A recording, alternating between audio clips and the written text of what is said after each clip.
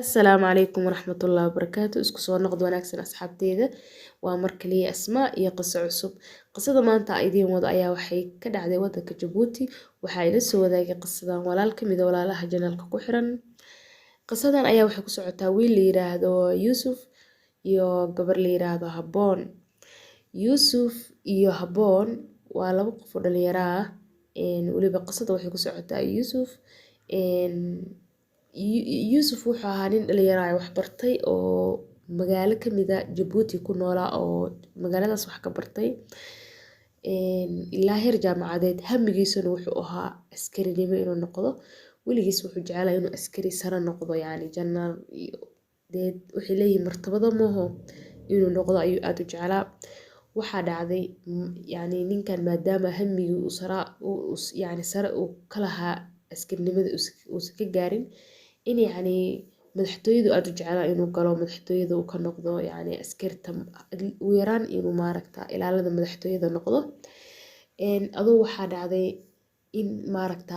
ila shaqada way usoo baxaysaa soo maahan markuu dalbado aduu shaqa usoo baxday. Shaqada usoo baxday ayaa waxay ahayd magaaladii uu yani uu asaga deganaa oo wax kusoo bartay oo aan caasimadda Jabuuti ahayn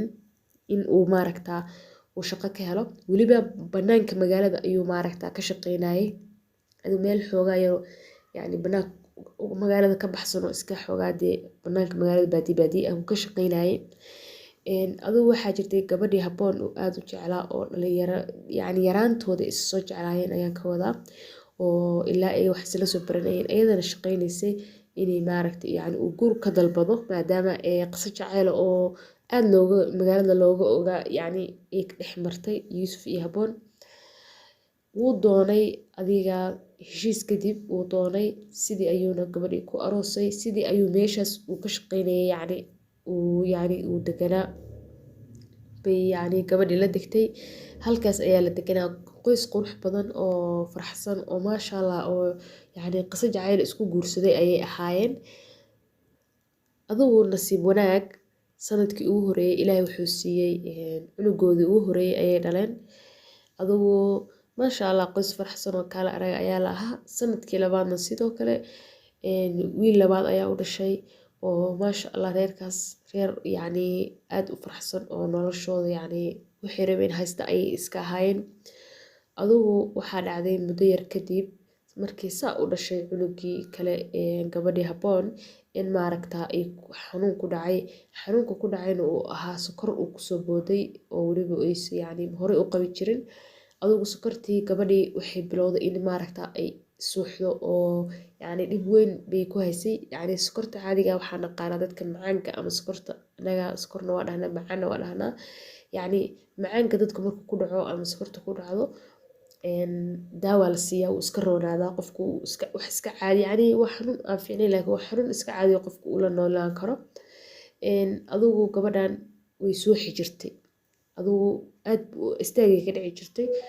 Waxaa dhacday in yani la yiri dhakhtar la geeyay oo meel walba la geeyay laakiin nasiib daro daawadeeda yani lama helin oo way caawin weyday daawadan. Marmarka qaarkood way suuxi jirtay iyadoo macnihii shaqada joogta iyadoo yani ii sheeg ilmaheeda iyo reerkeeda haysata ayay iska suuxaysaa iska joogto nolol maalmeedkeeda caadi iska soco yani dawadana qaadanaysa ayay suuxaysay. Yani dawadu ma caawinayn alxaasil sokorta gabadhan. Muddo kadib aduu gabadhii yani waa wax iska qornaa Ilaahay baa dhimasho iyo nolol waa loo nooliyaa sooma in waana la dhalanaya waa la dhimanaya. Aduu gabadhii way geeriyootay. Adiga ninkii Yuusuf ahaa nolosha wuu ka dhacay markii Habboon geeriyootay. Aad ayuu u murugooday aad yani gabadhu jeclaa. Muddo kadib wuxuu isku bedelay qalbigiisa qalbi adag oo aan nixin oo yani jixinjix lahayn ayuu isku bedelay. Waxaa dhacday muddo yar kadib inuu aduu yiraahday nin yani wuxuu yiraahday halay doono qof oo reer baadiye ah oo waxba garanayn oo waxna baran oo wuxuu dhahay yani kali ah muhiimadeeda ay tahay inay carruurtaas ila koriso yani wax kale aan yani aan dan kale ka lahayn. Aduu wuxuu yiraahday qof aan damac badan lahayn oo yani xoolo badan u baahnayn oo yani adiga qof iska nooc mina shaqaale camal yani wuu yiraa dadkii uu ku yiri waxay ku dhahay shaqaale ma iska qabsatay mayuu yiraahday qof waxaa rabaa aan gursado laakiin noocaas camal ah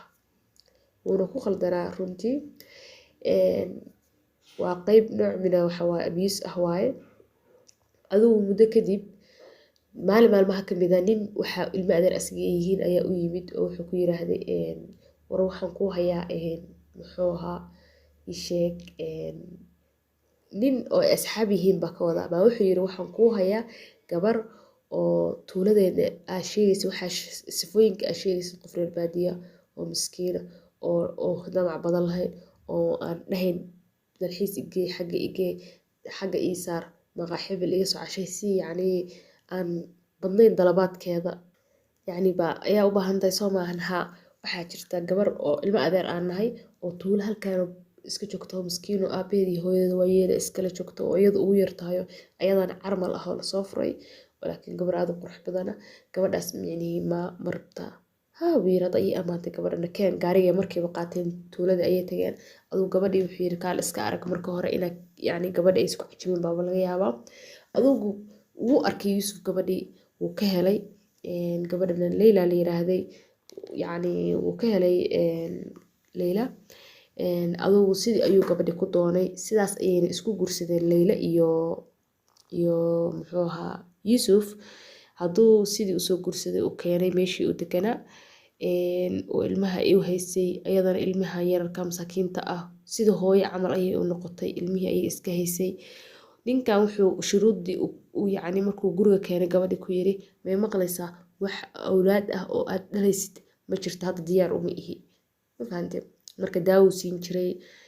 wax badan muddo markii daawada u siin jiray oo iyadu qaab gumaysi camal ay ku noolayd oo aysan noloshiisa ka helin ninkaan nin adag uu noqday yacni geeridii miyaa saamaysay lama yaqaan adugu ninkan nin adagan uu yahay oo nolosha ay gabadhan cidhiidhi badan dareentay oo ay walwal badan dareentay waxay tiri walba haddii yacni xoogaana dhaqan ahaan magaaladaas yacni ay deganaayeen Jabuuti xoogaa gabdhaha lasoo furo maaragta يعني magac fiican kuma lahayn waxa la dhihi jiray yani waa carmal la soo furay maxaa loo soo furay yani adigu ayadoo ka baqaysa dadka warkooda yani iskana xoogaa gabar iska yar reer miyi ah ninkan wuxuu bilaabay sheeko ah inuu dhaho qoftaan ma fahmi karaba yani qof isku martabadnahay ma lahan qof aqoon la maaha qof reer baadiya waaye qof wax taqaana ma ahan adigu dhaqan ahaan waan isfahm waaye asaga marka hore waxa u fiicneed gabar yani noociisa ah inuu guursado adigu muddo kadib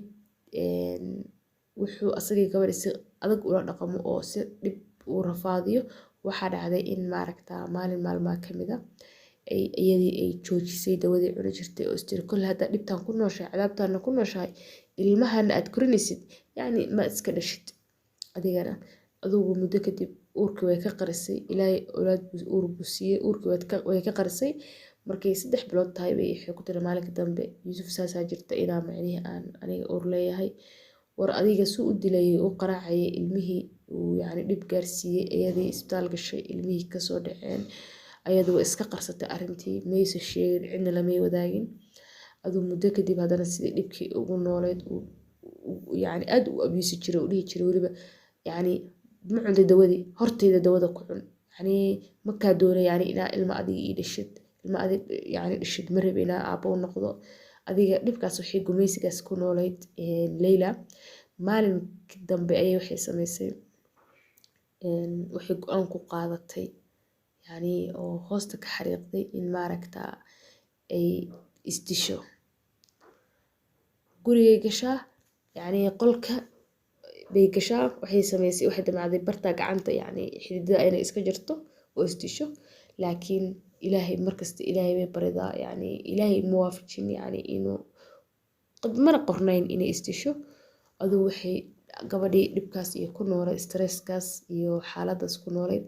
markii dambe waxaa dhacday yacni in ay shaydaankii uu ku yiri inta adiga isdilaysid ninkii dhibtaa kuu geystayna uu qolkaas hurdo ku raaxaysanayo yaa micnihii ma wax fiican baa adugu shaydaan baa ka qaalib noqday ayaan dhihi karaa because qof islaama in la dilo ama naf bini aadam ah yacni wax fudud maahan waa jariimooyinka dhaca ayay ka mid tahay yacni dhacdooyinka dhacda way oroday waxay soo qaadatay baangad weyn oo guriga taala bay soo qaadatay ninkii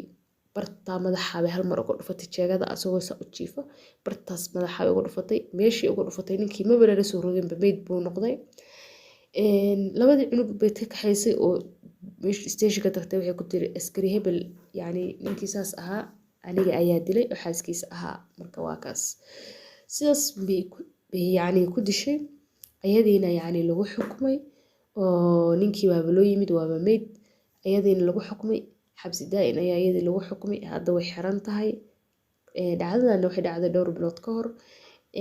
ayadiina way xiran tahay labadii cunugna familkiisi ayaa haya dee asagiina wuu dhintay marka yani waa iska dhacdo xoogaa xanuun badan oo yani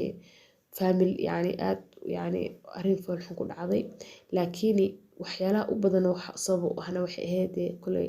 ficilaadka iyo waxa uu sameeyey yani ninkan asxaabay intaan qisadan qisa lamida ku kulmayno waxaa idin leeyahay fi amaan illah wassalaamu calaykum waraxmatullaahi wabarakaatu